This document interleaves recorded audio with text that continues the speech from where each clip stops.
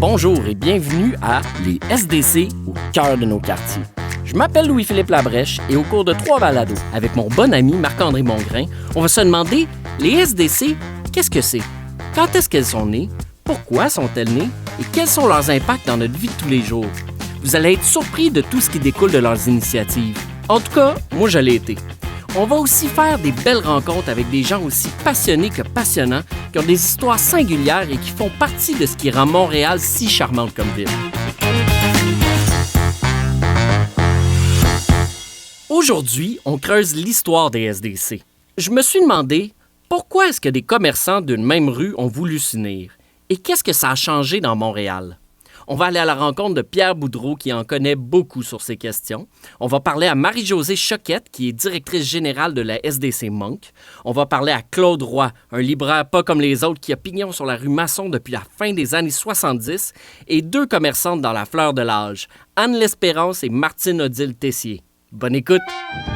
Qu'est-ce que c'est une SDC? Une SDC, ça va être un... C'est quoi une SDC? SDC, ça veut dire Société de développement commercial. C'est une société qui vient aider les commerçants à développer le quartier. De les booster en quelque sorte. Qui ont la volonté de se rassembler pour se mobiliser les gens, les commerçants, pour qu'on puisse développer notre vie de quartier. Chaque SDC à Montréal a sa particularité et son ADN. Bien là, ça nous donne une force de frappe intéressante. En faisant des événements, des communications, des projets autour d'eux. Promouvoir l'artère. L'Assemblée générale, on peut avoir des idées complètement folles. Si on a envie de se dépayer, bien, on le fait. Se démarquer. Mais il n'y en a pas une qui ressemble à l'autre. Oui, regardez, c'est le travail des SDC, ça. C'est pour ça qu'il y a une vie dynamique, tu sais, dans le quartier latin, au centre-ville, sur l'avenue du Mont-Royal, la Plaza Saint-Hubert avec Mike, qui ont passé à travers la pandémie, les travaux et tout. Je veux dire, la SDC, là, depuis des années, et souvent, quand on fait l'amalgame entre le travail de la ville et le travail des SDC, mais quand il y a ce partenariat qui est là, bien souvent, c'est ce qui fait que ça lève, puis qu'il se passe quelque chose d'intéressant, dans le fond. Même si, c'est sûr, c'est toujours compliqué, le commerce en ville. C'est toujours... Il y a des vagues, il y a des bonnes périodes, des moins bonnes périodes, mais il faut tenir le fort, parce qu'on dit toujours, les artères commerciales, tu peux pas ne pas t'en occuper. C'est assez rare qu'une artère, avec le marché, a réussi à survivre et à rester dans le coup. Il faut toujours aller faire des interventions, influencer des trucs et tout ça. Sans ça, on est dans un contexte de centre commercial, et les centres commerciaux se ressemblent tous. Retraçons depuis le début. Comment ça a commencé les SDC, puis pourquoi les gens se sont fédérés? D'abord, le concept vient de Toronto. 1970, rapidement. La première SDC qui appelait là-bas un Business Improvement Area vient de Toronto, 1970. Un monsieur, je ne me rappelle plus de son nom, de famille, qui avait décidé d'aller voir la ville pour dire on a besoin de faire comme les centres commerciaux et se fédérer et avoir une cotisation obligatoire pour avoir des budgets puis pouvoir planifier et développer des trucs à long terme. Mon nom, Pierre Boudreau. Actuellement, je suis commissaire au développement économique pour l'arrondissement de Côte-des-Neiges, Notre-Dame-de-Grâce. Comment j'ai abouti là, c'est que depuis mi-90, je travaille dans le milieu des SDC. Donc, 70, premier BIA à Toronto.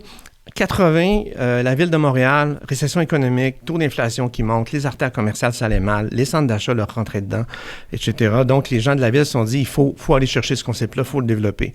Donc, 80, on développe la législation et 81, 4 premières SDC qui ont été créées.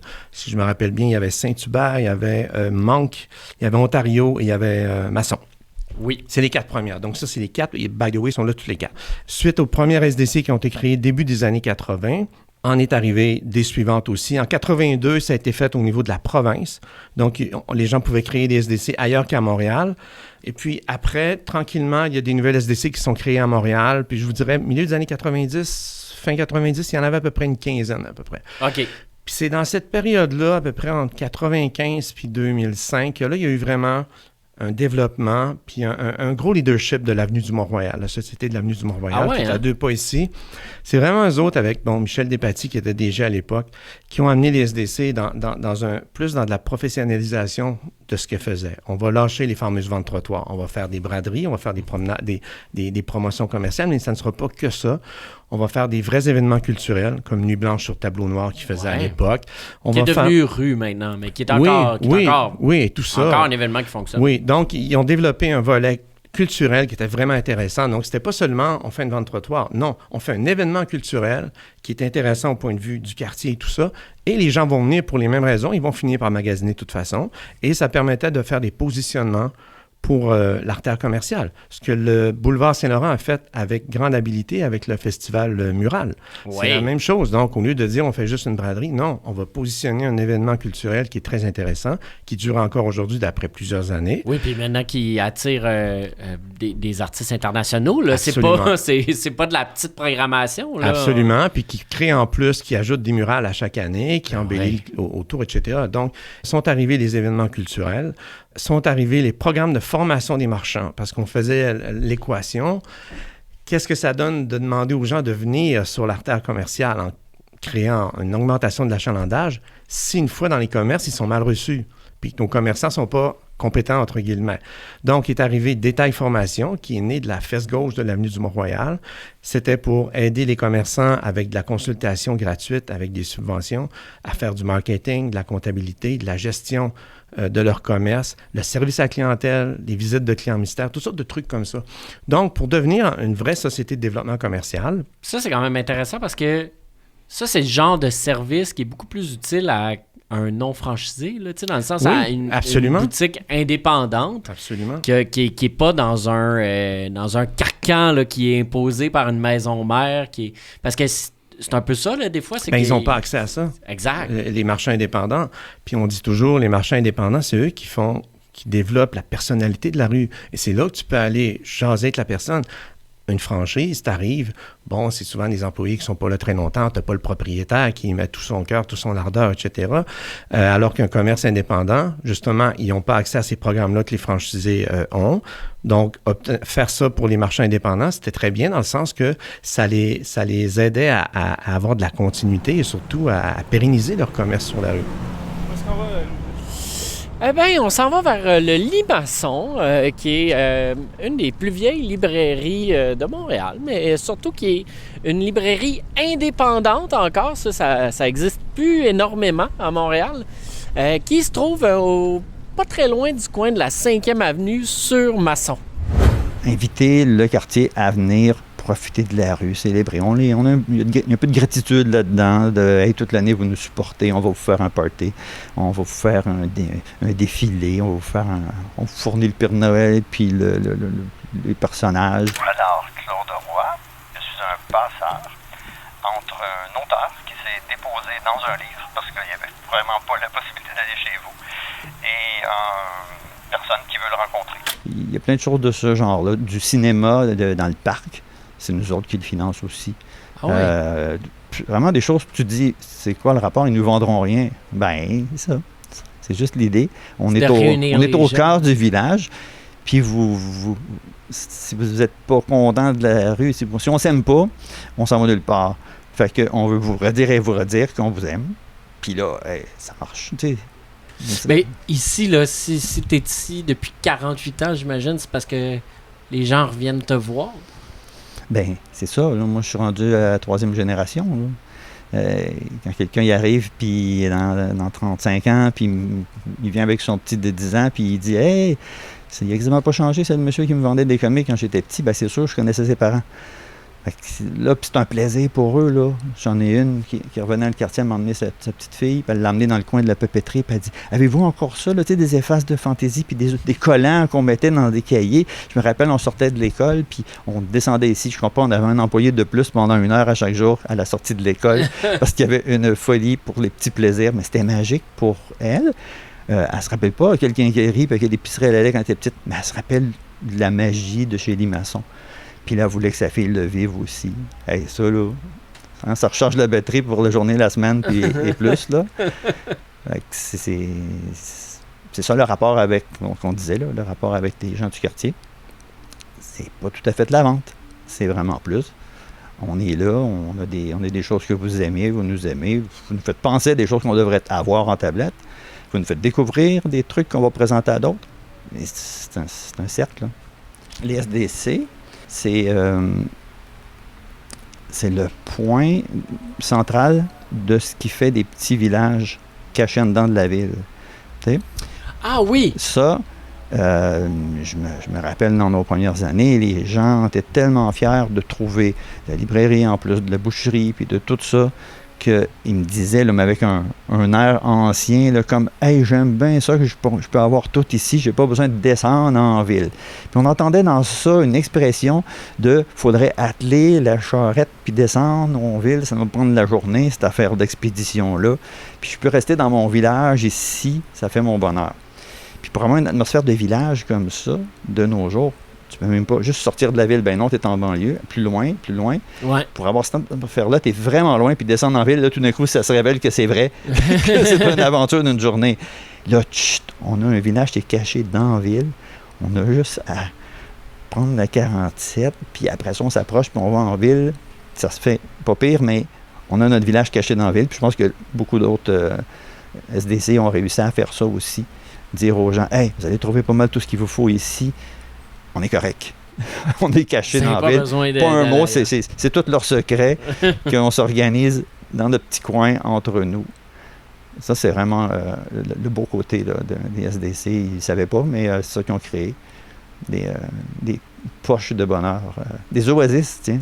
Des oasis de bonheur. Des endroits aussi où on peut, comme à marche, avoir accès un peu à tout. Là. Oui, physiquement, la rue se porte à ça. Là. De plus en plus, on installe des bancs l'été. Puis Tantôt, on a parlé de la période de la pandémie, mais c'est vrai que pendant la pandémie, on s'en est drôlement plus rendu compte. En tout cas, moi, je m'en suis vraiment rendu compte en tant qu'habitant qu'autour de chez nous, j'avais tout à portée de main. Ah oui, ça changeait vraiment les choses. Là, d'un coup, tu te rends compte de la chance le privilège que tu as de vivre à un si bel endroit où il y a tout autour, il y a des commerçants, tu connais les commerçants, et il y a comme... c'est ça. C'est quand même précieux, ça. Oui, ça ajoutait le chaleureux dont on avait tant besoin. Là. Oh, mon Dieu, oui. S'il avait fallu aller dans des grands endroits impersonnels en plus, c'est mettre la main sur la tête pour te couler plus. Là, ouais, là nous autres, on tend la main pour vous sortir de vos malheurs. Venez faire un tour, venez flâner. Pas besoin d'acheter. Là, on est sur la Plaza Saint-Hubert et on s'apprête à rentrer chez Belle et Rebelle, qui est le magasin, la boutique de Anne L'Espérance, qu'on va rencontrer en entrevue pour le balade. Fait qu'on rentre. Depuis la pandémie, depuis 4-5 ans, il y a énormément de commerces qui ont ouvert sur la plaza, des commerces le fun, puis il y a une nouvelle génération qui arrive, qui est exactement ce que la plaza avait besoin. Anne L'Espérance, nom, prénom, et je suis propriétaire de Belle et Rebelle, une boutique sur la Plaza Saint-Hubert depuis 19 ans. Fait que ça, je suis super fière là, de voir que ça change, là, puis qu'il y a une nouvelle vague. Après, ben la plaza, c'est une bébite. Hein? Il y a plusieurs sortes de commerces qui sont mixés ensemble. Moi, j'aime les bébites, fait que j'aime ça. Là. Mais c'est de mixer tout ce monde-là ensemble. Fait que pour une SDC, ça doit pas être super facile de mixer autant de personnalités différentes. Mais moi, j'adore le côté commerce indépendant, multiculturel de la plaza aussi. C'est super multiculturel, c'est vraiment trippant. Fait que non, je pense que la plaza est sur un bel élan, mais il y a de la job à faire.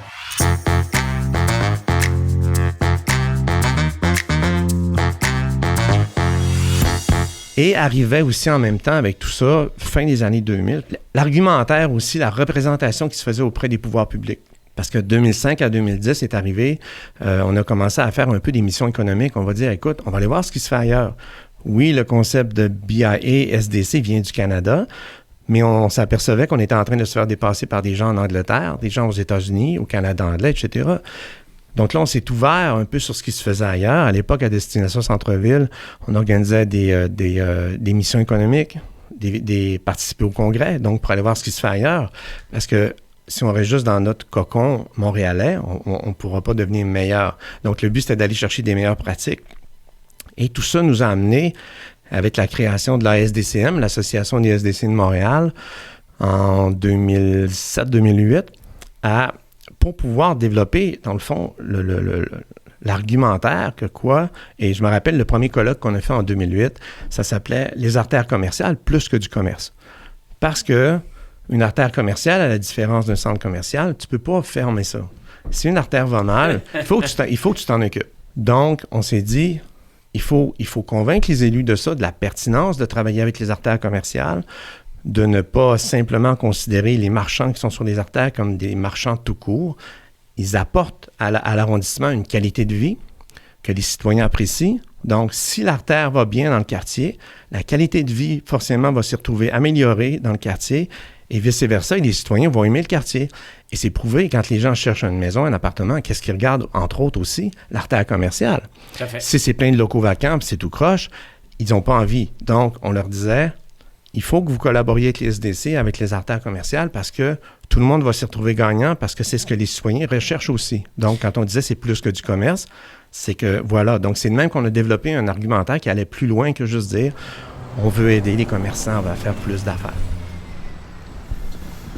En l'an 2000 exactement, il y a eu la création du pont Monk. Parce qu'avant, le pont Monk n'existait pas. C'était vraiment le canal Lachine qui passait comme ça. Je m'appelle Marie-Journée Chaquette, je suis directrice générale de la SDC Monk et ce depuis 12 ans. Par contre, j'y travaille depuis une trentaine d'années sous différents chapeaux. Ça, au début, c'était une grande volonté des élus de la SDC de l'époque parce qu'ils voyaient justement cette opportunité d'aller chercher. Bon, il y a eu des pour, il y a eu des contre, il y a eu de l'exode, il y a eu du rattrapage, mais quand il y a eu, au bout de ce pont-là, le CUSUM, ça a changé la donne au niveau de notre démographique. Par les années antérieures, le Villemort était considéré plutôt comme un lieu plus de pauvreté, qui était avec beaucoup d'enjeux sociaux. Et ça apportait comme l'espoir que là, on revienne à ces nouvelles valeurs-là de sociodémographiques en somme, là. Ouais. Et c'est rendu quand même les jeunes groupes de musique québécois chantent les chansons d'ici. Mario 2 qui a sorti Joli Cœur Station. Joli Cœur Station. Joli Cœur Station. Moi, j'ai des amis carrément qui sont venus s'installer ici là, pour fonder leur famille et tout ça. Puis c'est vrai, là, il y a vraiment eu un changement oui, tout à fait. Vraiment drastique. Moi, mais mon grand-père vient pas super loin d'ici, puis c'était pas la même réalité. Non, on voit beaucoup de jeunes familles s'établir ici, là. Oui. Tu sais, dans le passé, le canal de Lachine, cette zone-là, était très ouvrière. Et les mieux nantis, les bourgeois, étaient dans la partie montante du boulevard Monk, du fait que ça s'est développé beaucoup ici. Et quand les usines ont quitté, bien, la zone nord a été abandonnée. Et là, c'est là qu'on retrouve les plus vieux bâtiments aussi. Il y a des maisons, il y a des buildings qui datent de 1900. C'est quelque chose, là. Et puis, de ça, de fil en aiguille, c'était un enjeu majeur de développer cette zone-là. Et c'est de créer aussi le lien entre ce qui est récréo-touristique, le canal de la Chine, versus les amener à consommer sur le boulevard Monk. Fait que ce pont-là a été un gros travail, un gros enjeu. Les administrateurs et moi, on a beaucoup travaillé à se dire, mais qu'est-ce qu'on peut faire? Comment on peut amener ça? On a eu la volonté des villes, la volonté des gouvernements aussi pour trouver des façons de le faire, mais ça a été longtemps un gros enjeu, là. Ouais. Des bons défis quand même. Non, mais c'est en train de porter fruit aussi. On le voit tranquillement. Je pense que si on peut dire un mot qui qualifierait le boulevard Monk, c'est résilience. C'est une artère résiliente. On a avancé, on a reculé, on a avancé, puis on continue toujours à se renouveler. On cherche toujours des façons d'améliorer un peu cette qualité de vie-là pour nos citoyens. Parce qu'en somme, à quoi ça sert une SDC? C'est bien desservir des citoyens à travers des commerces de proximité intéressants qui amènent une mixité commerciale qui est valorisée. On a une quantité de commerçants vieilles de plus de 70 ans et en descendant là, des commerçants de 30 ans comme Martine, un restaurant italien ici qui a 70 ans d'existence. Ça, on a cette partie-là, nous, que moi j'appelle communément mes anciens. On a les nouveaux commerçants qui arrivent ici avec une nouvelle philosophie, une nouvelle mentalité, une nouvelle façon de faire, qui, eux, veulent un dynamisme complètement différent de ces gens-là, qui étaient habitués qu'on les chouchoute, qu'on prenne soin d'eux. Là, c'est un peu plus d'indépendance, mais intéressés à s'impliquer. Ça, c'est intéressant aussi pour nous en tant qu'SDC. Puis, on a les commerçants qui, moi, je les appelle les éphémères, qui, malheureusement, espèrent, rêvent être entrepreneurs, mais ils ont peut-être pas ce qu'il faut, donc ça rouvre, ça ferme, ça, on en a toujours un peu sur toutes les artères, mais ça ressemble à ça. Puis la relation ici, c'est qu'on a la chance d'avoir une communauté ethnique complètement différente, mais il y a une belle relation, il y a un respect. On n'a pas de guerre, on n'a pas de dispute interraciale. Ça, c'est une communauté qui est si serrée. Et vous savez, les brandings qu'on a eus dans le passé, c'était village de ville et de proximité. Alors, si vous voulez définir, c'est ça. C'est un village de ville et de proximité. On est à 2 pas du centre-ville, mais quand on arrive ici, on a l'impression qu'on est dans une petite campagne, une petite banlieue de Montréal. Et ce qui fait la renommée un peu de Monk, c'est on n'est pas comme les autres artères où c'est des strips commerciales. Ici, il y a beaucoup de résidentiels qu'entrecoupent. Fait que c'est pas la même gestion de rue. Comment tu décrirais le quartier? Tu sais, c'est quel genre de personnes qui habitent autour de Écoutez, selon nos dernières statistiques, là, qu'est-ce qu'on fait faire nos études de marché et tout, ce qui ressort, c'est qu'on a une communauté très axée sur des femmes professionnelles, souvent monoparentales aussi. Et à l'arrivée du CUSUM, ça a apporté cette nouvelle vague-là sur le boulevard Monk depuis les 10 dernières années, où ce sont des jeunes femmes professionnelles mieux nanties, plus éduquées, qui recherchent des commerces puis des expériences de vie.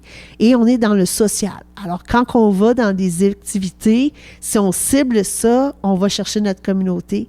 Et on a aussi la communauté un peu plus âgée, à mobilité un peu plus réduite, qui sont nos anciens, qu'on doit encore prendre soin. Et je suis sûre que Martine, d'ailleurs, a beaucoup de ça à gérer parce que ça fait partie de... Effectivement, la population vieillissante, donc on en a pour...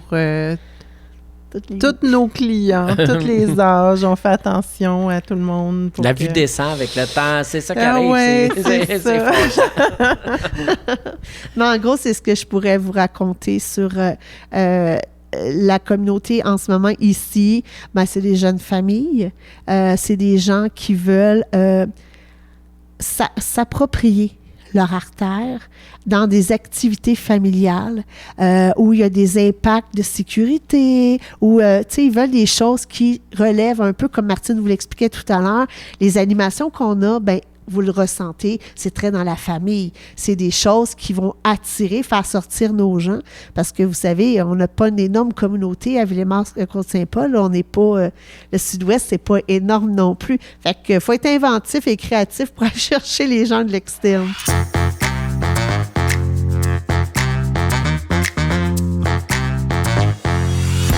Mais ça me fait penser, dans tout le suivi des SDC et de l'amélioration, Verdun en a une qui fonctionne très bien l'été. Ouais. D'ailleurs, la demande de faire une piéto hivernale venait de là. Finalement, ils ont dit non parce que on m'avait dit qu'il y avait des gens de l'extérieur du quartier qui étaient venus un peu faire de la représentation pour pousser un peu ce concept-là. Ça, ouais. Donc là, la ville se sont assurés que ça vienne des citoyens locaux. Bref, ils ont décidé de ne pas le faire. Mais tout ça pour dire que dans toute la progression des SDC, professionnalisation, Verdun, c'était pas un hasard si la piéto a super bien fonctionné, parce que c'est une SDC aussi qui a eu un très grand leadership dans les années 2015 à 2021-22. Encore aujourd'hui, on l'a vu, ils avaient un rayonnement qui était devenu international parce qu'ils ont pris l'approche des SDC puis ils l'ont poussé encore plus loin avec le type d'événements qu'ils ont fait, la formation, travail de projet, etc. Moi, non? j'ai comme l'impression, là, peut-être que je vais recevoir des appels après ça, après avoir dit ça, mais... On ouvre les lignes. Verdun, c'est un quartier qui a une historique particulière aussi. Puis le tournant de la fin de la prohibition à l'intérieur de Verdun, ça a complètement changé. Absolument. Ce quartier-là. Ça a fait soudainement que toutes les jeunes familles voulaient aller s'installer là.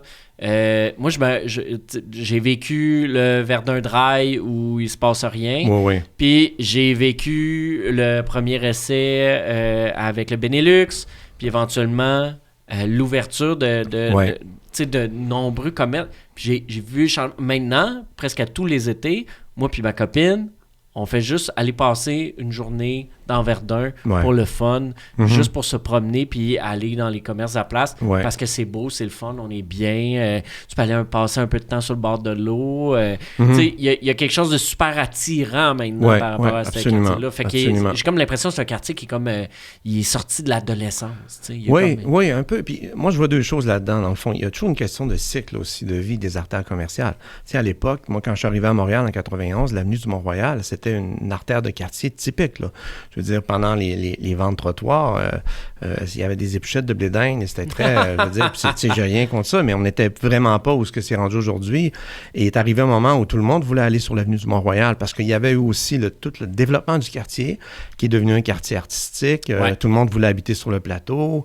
Moi, je l'ai vu, j'y habitais, là, sur Rivard, là, près de Mont-Royal. Puis ensuite, Verdun a vécu un peu la même chose, dans le fond. Verdun est devenu un peu l'artère à la mode.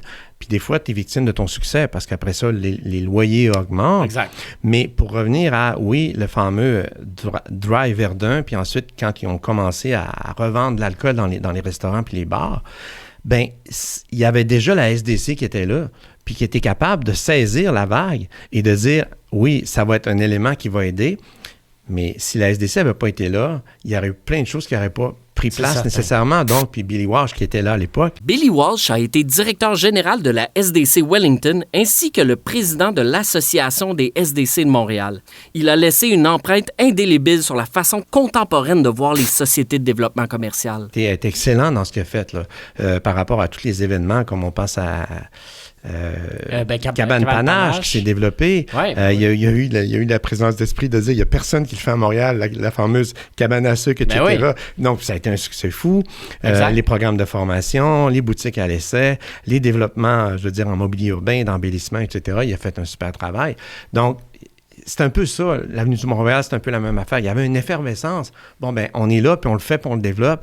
Mais les endroits où il n'y avait pas cet acteur-là, dans le fond, la SDC, pour le faire, ou l'association de marchands, ça n'a pas nécessairement levé de la même façon ailleurs. Donc, c'est là que ça devient pertinent d'avoir, moi je dis souvent, depuis que je suis à la ville, ce qui est le fun avec les associations de marchands, c'est qu'on a un interlocuteur et un partenaire avec qui on peut intervenir et avec qui on peut collaborer pour travailler sur le terrain. Donc, Verdun, c'est un peu ça qui est arrivé. La SDC était là depuis plusieurs années. Est arrivée cette opportunité-là et ce mouvement-là, bien, ils ont sauté là-dedans à deux pieds, puis ils ont fait un super boulot. L'avenue du Mont-Royal, c'est un peu la même chose des années 90-2000. Après ça, il y a eu la rue Masson, qui est un des taux les plus bas de vacances, que je connais parce que j'habite à 2 pas. Donc, il y a un impact à long terme, puis on en parlait tantôt. La grande majorité des SDC qui ont été créés dans les années 80-90 sont encore là aujourd'hui. Donc, il y a une longévité qui est là, puis qui perdure. Là, on est dans les 30-40 ans. Là. Bon, fait que on est dans Ville-et-Mort pour se rendre chez les Binocles, un opticien indépendant qui est là depuis 100 ans, rien de moins. C'est la 3e génération de propriétaires. Puis aujourd'hui, on rencontre Martine-Odile Tessier, qui est la nouvelle propriétaire. La nouvelle, depuis 20 ans, mais la nouvelle propriétaire tout de même. Hein. Pour porter le flambeau de cette institution, puis on est le plus vieux bureau d'optique, mais le plus vieux commerce du boulevard Monge. Mon nom est Martine-Odile Tessier. Je suis opticienne d'ordonnance. Je suis propriétaire du bureau d'optique Les Binocles depuis 2004 sur le boulevard Monge. Cette année, notre événement colossal, nous fêtons nos 100 ans. Ça fait 100 ans que le bureau existe. Une main d'applaudissement.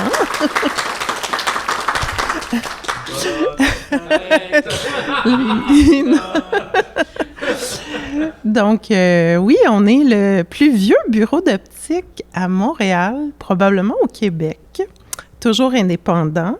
Puis, je suis la 3e propriétaire du bureau. Toi, ça fait 30 ans là, que tu es dans le giron de... Les SDC, oui. Pourquoi?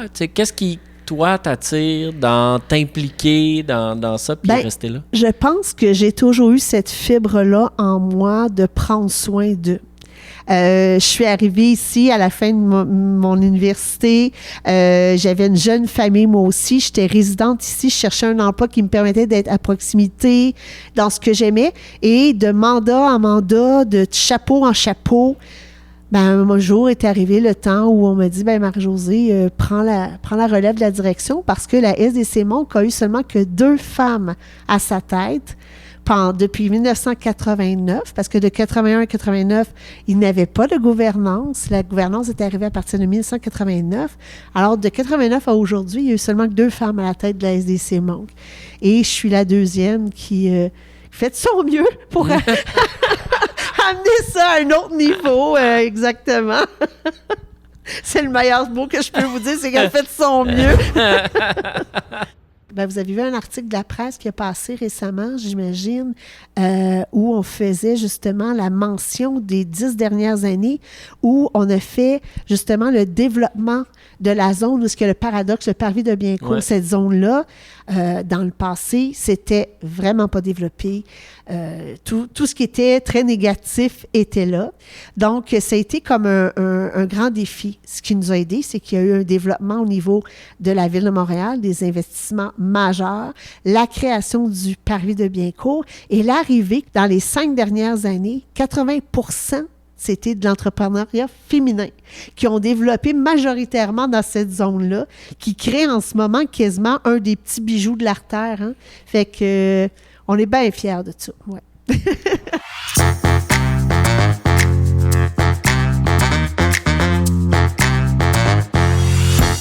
Aujourd'hui, les commerçants doivent redoubler de résilience avec les traces laissées par la pandémie et la concurrence des plateformes étrangères de vente en ligne. Il y a eu toute une évolution sur ça. Je regarde dans les débuts où les gens commençaient à commander en ligne. Là, ils étaient tout excités du pouvoir qu'ils avaient. Fait qu'il venait ici, je dis « Ah, je ne l'ai pas, je vais vous le commander. » Non, laissez faire, je suis capable. Mais avec une attitude là, de « T'es un maillon inutile ». Ça, c'est un bout assez dur parce que c'était des réactions étranges de dire « Maintenant, je suis capable tout seul. Ouais. » Comme à l'enfance, là, il y a un bout là, comme ça. Non, je suis capable. Maintenant, c'est moi qui décide. Là, je suis capable. Là, on endurait ça, puis ça, c'était un bout vraiment dur. Puis après ça, c'est comme tout. Une fois qu'ils l'ont fait souvent, puis qu'ils ont eu quelques pépins et tout, je dis, un livre, là, c'est le même prix partout. Là. Demande-moi, je m'occupe de tout. S'il arrive abîmé, je m'en occupe. S'il se perd, c'est moi qui cours après la boîte. En plus, on met toutes vos commandes dans une seule boîte. Pas chacun sa petite boîte avec un camion qui va stationner devant votre porte. Puis arrêtez donc, là. On met ça en commun. De toute façon, c'est pas un détour. Là. Tu reviens sur la rue Masson pour chercher ton pain anyway. C'est pas comme si c'était un point de dépôt qu'il fallait te prendre ton auto pour aller le chercher. Ça fait partie de ta tournée. Fait que là, ça a commencé à rentrer. Après ça, il y a les patriotiques. Oh, moi, je n'ai rien à savoir d'eux autres. C'est contre ma religion que d'aller dans ces trucs-là. Je suis avec vous. Bon, ça fait chaud au cœur.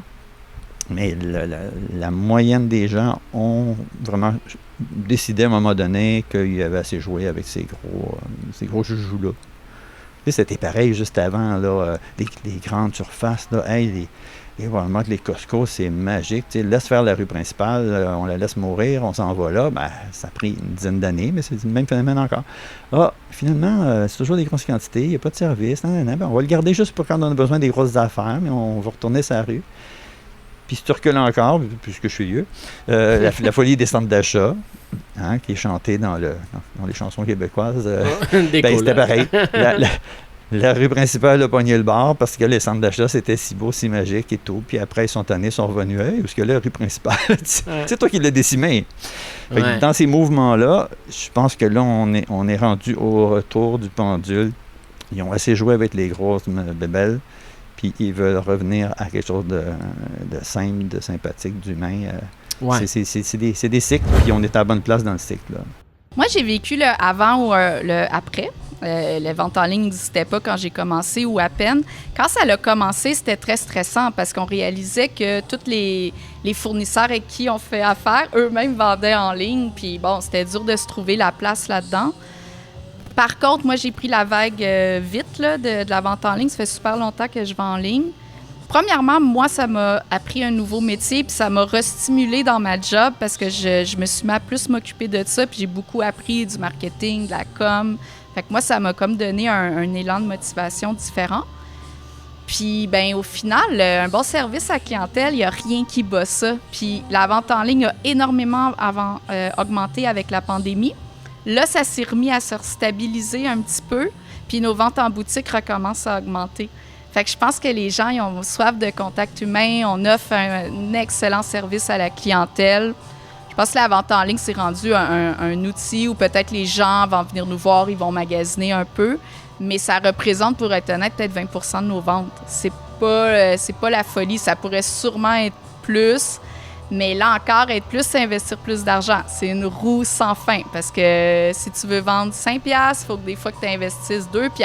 Puis sur 5$, ton stock, il te coûte 2,5$. Fait que, tu sais, tu as les frais de transport, tu as les employés. Fait que nous, on essaie de maintenir ça avec un ratio sans virer fou puis miser sur la boutique parce que c'est ça notre force, t'sais.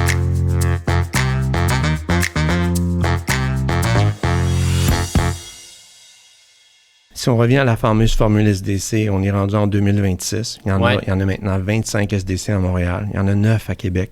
Il y en a près d'une 50aine dans toute la province de Québec. C'est un concept qui a été développé au Canada, puis maintenant, il y en a plus de 2000 dans le monde. Fait que forcément, ça doit être une idée qui est pas si mal que ça, hein? Puis qui a été pris par d'autres endroits, puis qu'ils ont amené encore plus loin dans les villes, comme dans New York, il y a 70 BID. À Londres, il y en a partout aux États-Unis, au Canada anglais, etc. Donc, moi, je me dis, il faut garder cette formule-là. Elle ne disparaîtra pas, mais ça continue à être pertinent. Puis les endroits où il y a ça, bien, souvent, on s'en aperçoit pas, mais c'est pour ça que les artères continuent à se développer puis à se maintenir pour offrir, dans le fond, les services aux gens de la population dans le quartier, même si parfois, ils ne savent pas toujours que c'est une SDC. Les SDC au cœur de nos quartiers est un balado produit par l'Association des SDC de Montréal. C'est une production exécutive de Coop de contenu. La réalisation est de Jean-François Roy pour Cactus Productions Sonores. Marc-André Mongrain était à l'enregistrement et la coordination. Mon nom est Louis-Philippe Labrèche et j'étais votre animateur. J'ai participé à la coordination et la production. Clémentine Péguin était chargée de coordination du côté de l'Association des SDC de Montréal. Ce balado a été produit dans le cadre de la campagne Expérience SDC pour le 45e anniversaire des SDC. Dans le prochain épisode, on explore ce que les SDC font dans le quotidien de nos villes qui passent parfois sous silence. Bon, ça. Ah ouais, ton caramel, il est parfait.